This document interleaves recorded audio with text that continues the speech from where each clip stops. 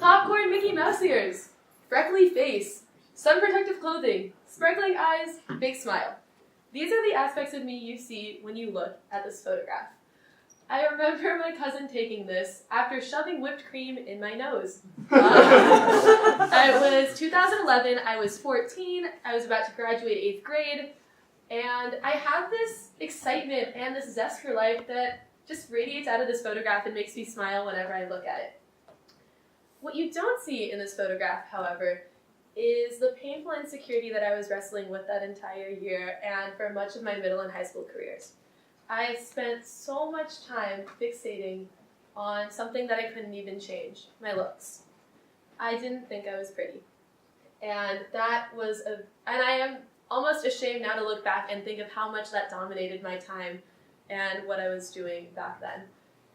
And looking at this photograph now, I think, why, 8th grade Janet, did you care so much? Because I look at this and I think, I was absolutely beautiful.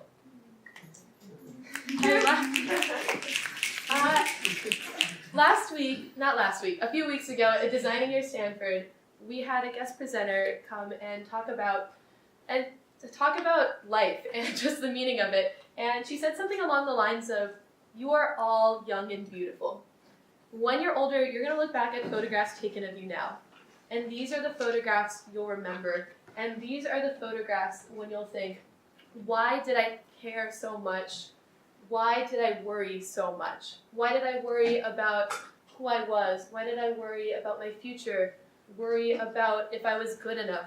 Worry about what we couldn't change, what didn't matter? Because in the end, life has a funny way of working out. And her words really hit home for me because I would often return to this exact picture and think those same thoughts. Why did I worry so much?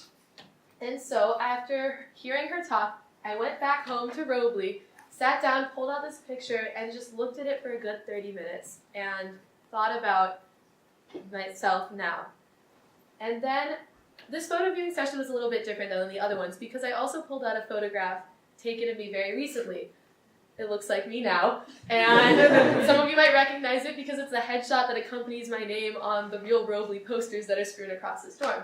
And so I put that next to this photograph and understood that in the future, when I'm older, in 10, 20, 30 years, when I'm looking back on that photograph, I'm going to have the same thoughts about that photograph that I do about this photograph now. And that, why did I worry so much? Why did I care so much about things that I couldn't even change? And that has massively influenced how I view the world and just my life in general.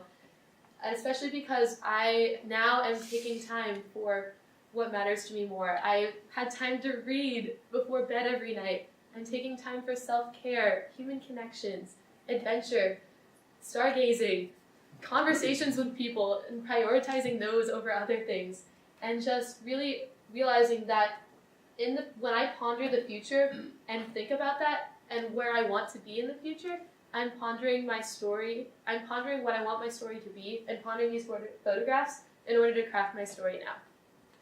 But I understand that not everyone has the same priorities I do, and so I urge all of you in this theater, every single one of you, before you go to sleep tonight, pull out an old photograph of yourself and look at it and let all of the memories wash over you. Live that nostalgia, the good, the bad, the not pretty, and just remember. But also remember how much fun you had and how great things were, even though life sometimes throws terrible things your way. And after that, please pull out a photo of yourself now and understand that in the future, you'll probably have very similar thoughts to what you're having about your past photograph now. You'll ponder these photographs and hopefully you can use them to craft your story now and prioritize what matters to you most, because life is a slow burning candle. And even though we have some great years ahead of us at Stanford, our college experience is a tiny slice in the story that's our life. Use these photographs because these are the photographs you'll remember, and use them to craft your story now. We are all young, inspiring, and beautiful, and we have so much life left to live. Thank you.